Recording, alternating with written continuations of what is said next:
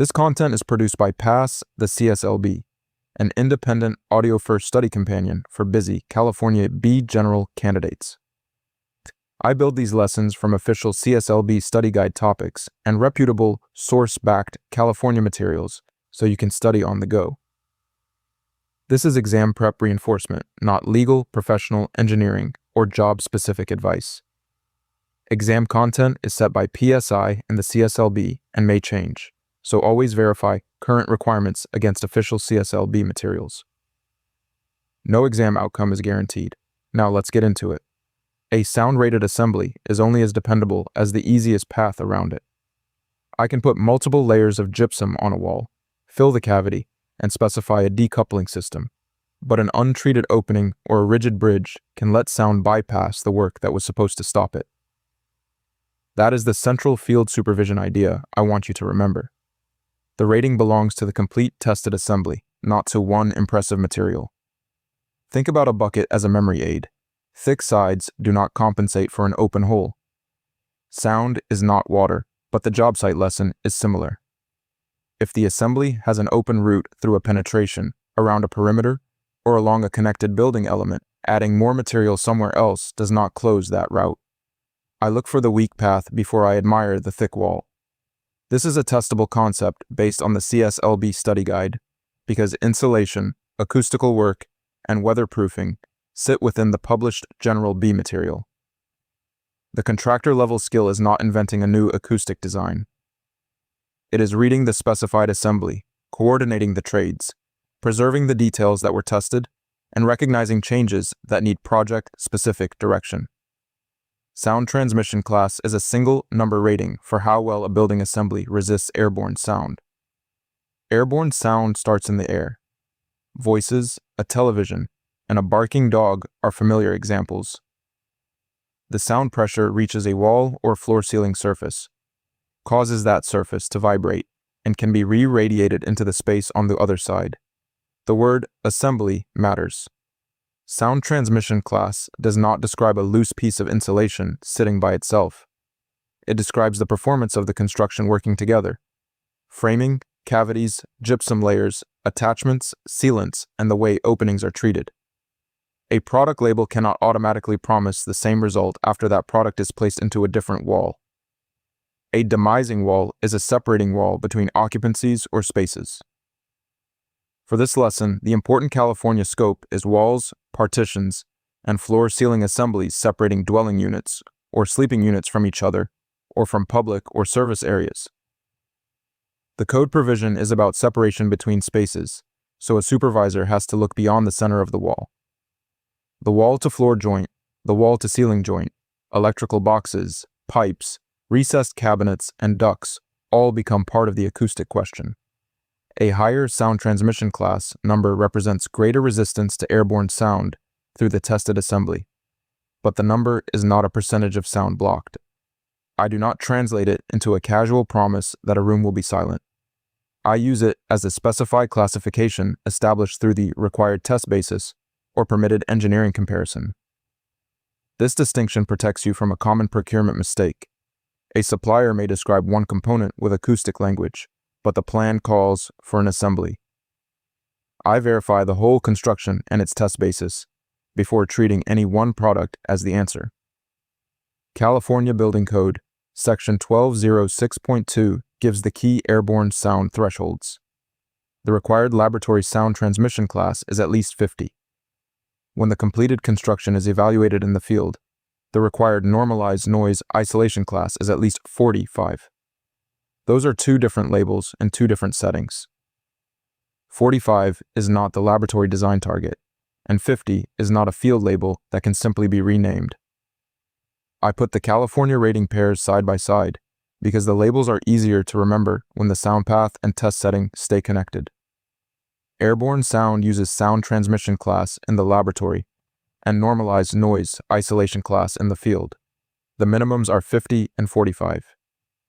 Impact sound through floor-ceiling assemblies uses impact insulation class in the laboratory and normalized impact sound rating in the field. Those minimums are also 50 and 45. For airborne sound, the California Building Code says the sound transmission class can be established by testing under ASTM E90 or by engineering analysis based on comparisons with assemblies tested under that standard. Field measurement is associated with ASTM E336. The practical point is simple. I do not assemble a collection of parts that seems quiet and then call it a rated wall. I build what the project documents identify and preserve the construction details on which the rating depends. The 5-point difference between the laboratory and field minimums should not become permission for careless work. Laboratory testing isolates the assembly more carefully. A completed building includes surrounding construction and indirect sound paths. The field classification therefore describes the installed condition, not merely the specimen by itself. That distinction explains the practical effect of the two thresholds without claiming that every field installation loses exactly 5 points. There is a limited door distinction in this same area. The specific sound transmission class requirement does not apply to entrance doors that share a common space, but those doors still must fit tightly to the frame and sill. Exempt from the numeric assembly rating does not mean exempt from controlling an obvious air path. I remember the baseline with a paired phrase, Airborne, 50 in the lab, 45 in the field. I keep the rating names attached to their settings so I do not turn normalized noise isolation class into a design shortcut.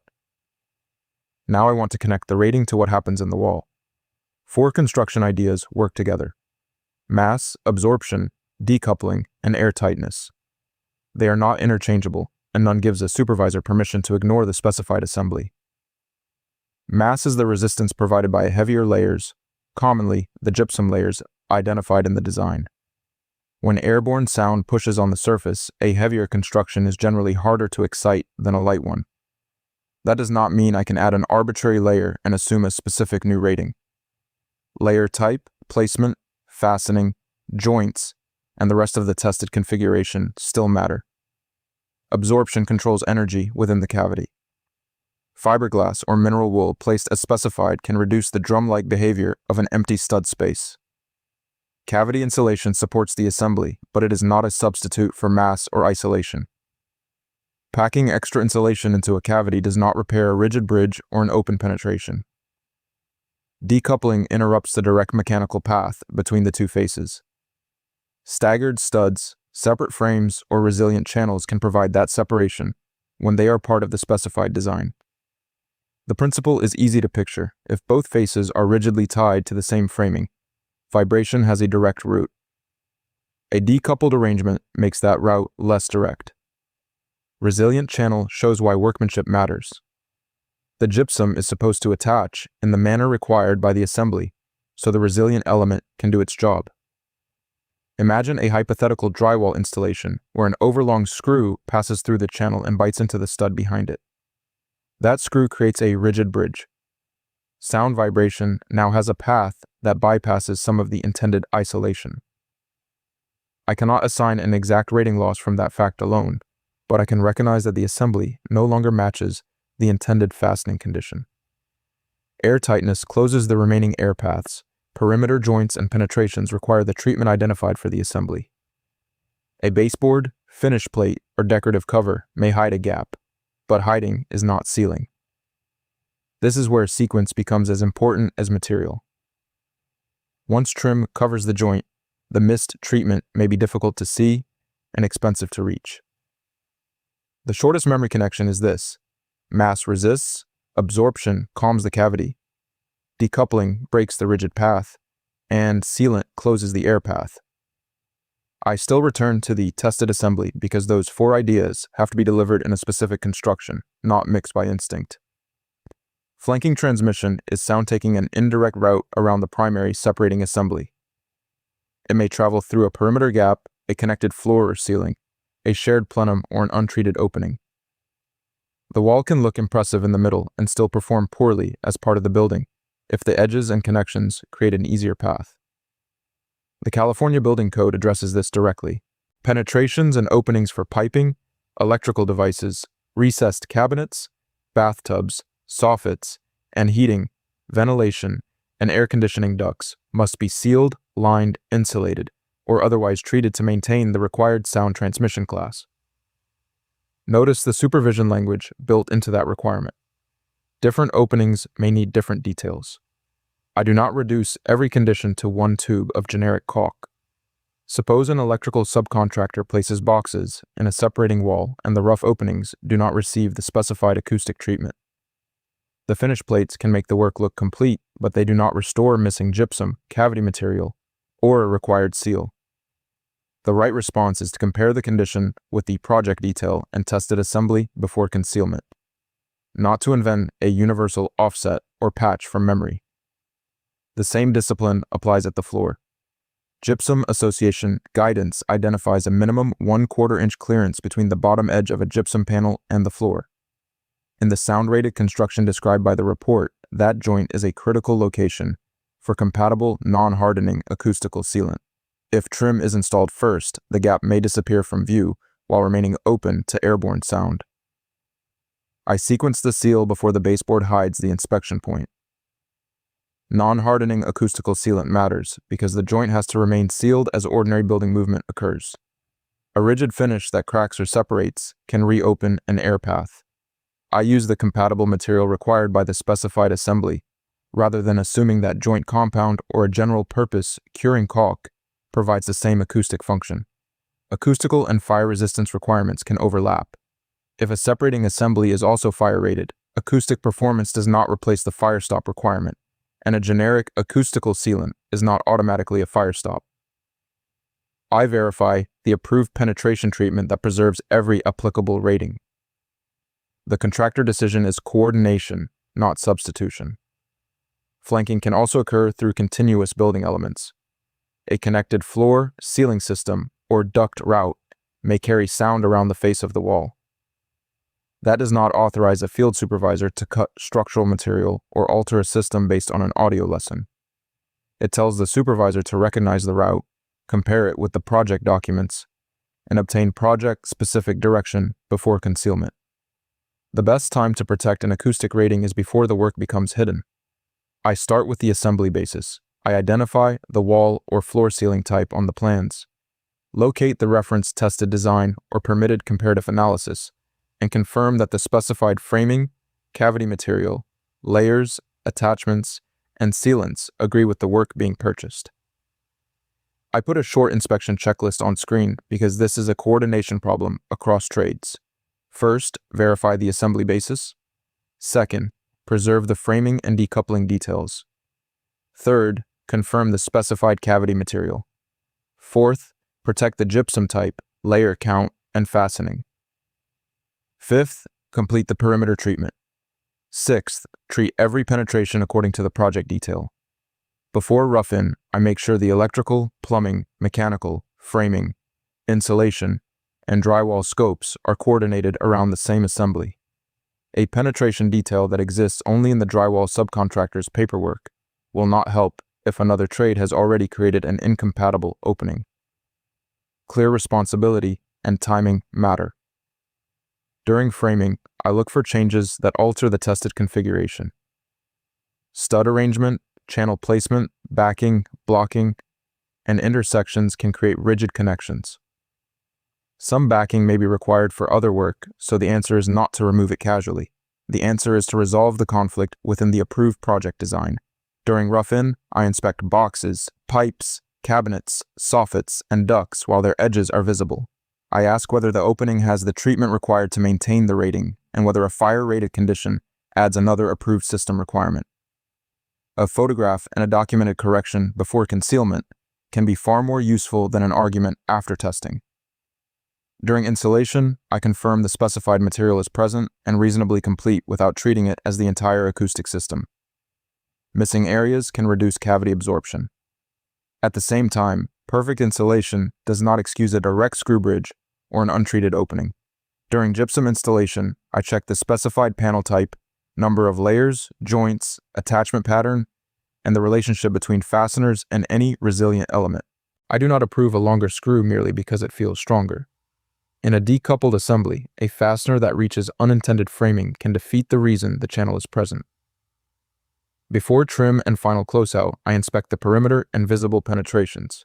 I want required seals completed while they can still be verified. A finished carpenter should not be the person who accidentally decides whether an acoustical joint remains accessible. If the field condition does not match the tested assembly, the safe contractor response is not to assign a new sound transmission class by judgment. I stop treating the deviation as routine, document it, and obtain project-specific direction. The general B boundary is execution and coordination of the design, not unapproved acoustical engineering. There is one terminology distinction worth keeping completely clean: sound transmission, class and normalized noise. Isolation class concern airborne sound through separating walls and floor ceiling assemblies. Impact, insulation class, and normalized impact sound rating concern structure-borne impact through floor ceiling assemblies. Voices and television sound begin in the air, so I connect them with sound transmission class in the laboratory and normalized noise isolation class in the field. Footsteps, hard heels, and dropped objects strike the floor and excite the structure, so I connect them with impact insulation class in the laboratory and normalized impact sound rating in the field. California Building Code, Section 1206.3, sets the floor ceiling impact minimum at impact insulation class 50 in the laboratory or normalized impact sound rating 45 in the field. A floor ceiling assembly may therefore have both an airborne sound responsibility and an impact sound responsibility. A good rating in one category does not automatically establish compliance in the other because the sound paths differ. Here is the practical diagnosis. If the complaint is speech passing between units, I first think airborne path, assembly continuity, penetrations, and flanking. If the complaint is footfall from the unit above, I think impact transmission through the floor ceiling construction. I still verify the actual project requirements, but I begin with the correct category instead of applying a wall answer to a floor impact problem. The memory connection is simple. Air uses the sound transmission family. Impact uses the impact insulation family. Laboratory and field then determine which member of that family names the measurement. I want you to carry one field question from this lesson. Where is the easiest complete path for the sound? Start with the tested assembly. Keep the laboratory minimum of 50 separate from the field minimum of 45, and inspect the edges, openings, and rigid connections before they disappear. If the construction changes, do not guess a new rating. Compare the work with the project basis and get the deviation resolved. I made an audio practice quiz for this specific episode so you can test the exact material I just covered. It is audio-based. I read each question aloud and you answer by tapping, because I know you may be studying while driving, working, or otherwise on the go. Go to the description below this video. You will see a link that says Pass the CSLB. Tap it, it will take you straight there. If you have questions about anything I covered, comment below. I read the questions and I want to help you clear up anything that still feels uncertain. Subscribe so you can stay on track through every episode until you get your license. I know this process competes with work and family, and I am here to keep each step practical and manageable.